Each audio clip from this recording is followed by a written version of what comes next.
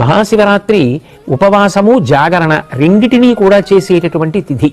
అందుకే ఆ రోజు తెల్లవారుజామున అంటే బ్రాహ్మీ ముహూర్తంలో నిద్రలేచి నిత్యకర్మానుష్ఠానం పూర్తి చేసుకుని చక్కగా పరమశివుణ్ణి విశేషమైనటువంటి ఆరాధన చేస్తారు, ఉపవాసం ఉంటారు.